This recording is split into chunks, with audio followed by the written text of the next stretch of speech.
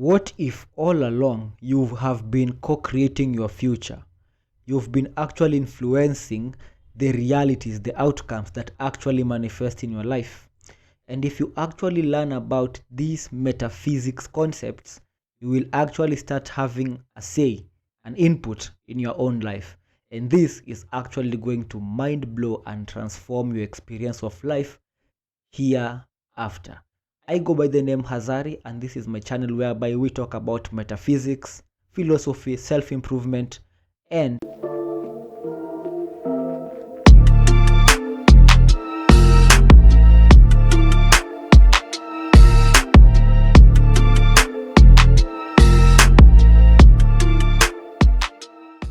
now let us begin with the topic of the day, which is quite interesting. So today I want to talk about, or I want to introduce you guys to what is known as consciousness. And many people have heard about consciousness, but you don't really have a clue or an understanding about what it actually means. And in talking about consciousness, I'll explain the concept of oneness.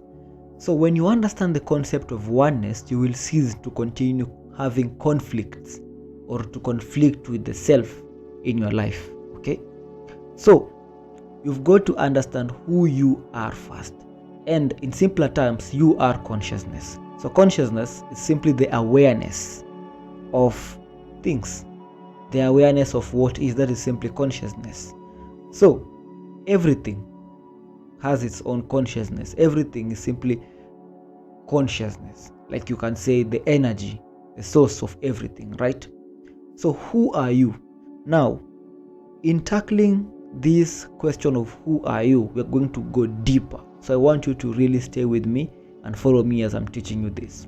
So when I ask you who you are, for most people, they will introduce themselves with the names that they were given. So someone will say, I am Hazary, I do this, I do that, I have underwent all this. And in that definition, what you will note is that Hazary is not who they are. It's just a name that they gave the body that he embodies so that it can be identified. So you're not a name. A name is just a set of letters or words. And what you explain as I went to school in this place, I did this, I did that, you're not explaining who you are. You're just explaining what you experienced in life or what you went through. So to go in deeper, the person or the identity of who you are is simply you are the experience of your own reality. You are that awareness of everything that goes around you. Think of it this way. Now, everything which has happened to you, there has always been that witnesser. There has always been that watcher. That since that part of consciousness that experiences those things is the same.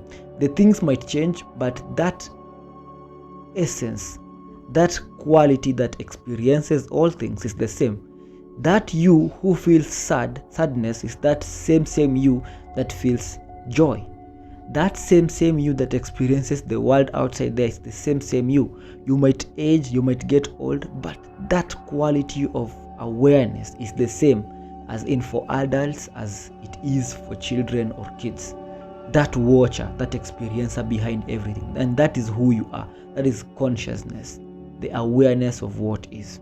Okay, so you as consciousness, you experience this world through two channels. You first interact with internal objects, which are your thoughts, your emotions, your beliefs, mental convictions, attitudes. Those are your internal objects. You as the awareness, you experience those thoughts. You watch those thoughts, you experience them, you experience some certain specific emotions. Those are what we call internal objects.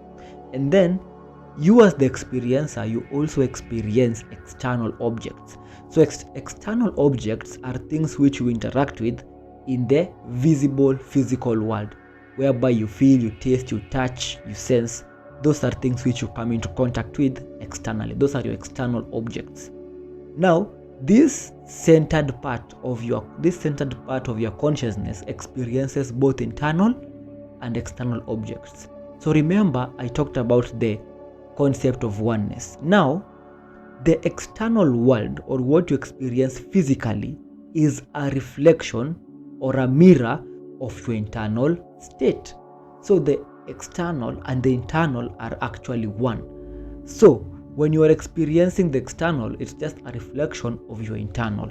So that is why you have to know that your reality and yourself are not separated. You are all one. Okay? So truth is, you, the observer, and what is observed are one. What you experience externally is a mirror of what is experienced internally. So if we have this concept of oneness, so where does separation comes in? Because most people out there are actually separated from their truest self. So separation comes in when you as the consciousness identifies with one channel over the other. So you as consciousness, the moment you identify with one channel, let's say you identify with the external world, remember, you are the consciousness, you are the centered part, you are the experiencer of all. So the moment you identify yourself with one channel, let's say you identify yourself with the external world, then what really happens is you either resist or you cling. So this means that when good things happen to you externally, you cling to them. You want to hold those experiences close to your heart. When negative things happen, you resist them because you don't like them, because you have identified with what happens physically. So you are very, very much concerned with what unfolds in the physical reality. And that is why you find people trying to plan every single detail of their lives. They said they want to get married at this age, they want to have money at this age, and when those things don't happen as they have anticipated, that is when you experience pain and suffering. So when you identify with one channel over the other, there is always suffering. And that even happens when you identify with your internal objects, when you identify with your emotions, when you identify with your thoughts. This is whereby emotions will come and just sweep you over, and then you end up feeling low, feeling moody. Or let's say, if you identify with your emotions or thoughts, a thought might pop up into your mind, and then when you give it attention, then it ends up bringing another thought. That's why you find people become anxious or they overthink, because they have identified themselves with one channel, not realizing that they are the experiencer of all. And one thing which is fascinating about being the experiencer is the quality of the experiencer is always the same. What you experience changes, they are temporary. That sadness, that fear, that anxiousness, that hopelessness is temporary. Remember it. It has happened. There are moments which you were happy, they were temporary. There are moments which you were sad, they were temporary. But you as the experiencer have and always will be the same. So in order for you to ascend from the separation or this illusion of identifying with one over the other, you have to understand your power is in you being centered. Being centered means that you do not allow either of the channel to take you by. You remain in the present moment. So to return to the source, which is consciousness that you are.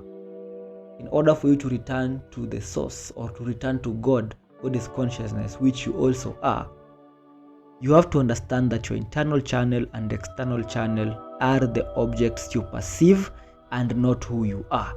You have always got to remember that what you experience through your internal and external objects, these are things which you perceive, and they are not, nor do they define who you are. And the objects you perceive are always temporary. They come and go, they change, but you, the awareness behind what happens, is always the same. So this means when events you deem positives occur, you will experience them and you will allow them to be, and you won't cling onto them. And when events or circumstances occur which you deem as negative, when they happen, you will experience them, you will allow them to be, and you will not resist them. So clinging and resisting blocks the life flow and keeps you stuck. And when you remain as the experiencer of life, everything unfolds through you. You live fully in the present moment, and every moment is a gift from God. And that is true forgiveness, and that is love. Once again, remember your identity. Remember you are the experiencer and not the experience. You are not the objects, you are the subject. And with that, I want to wish you a nice day. And if you've not yet subscribed to this channel, click on the subscription button, like this video, and I'll see you on the next one. Stay safe, stay blessed, and stay awakened.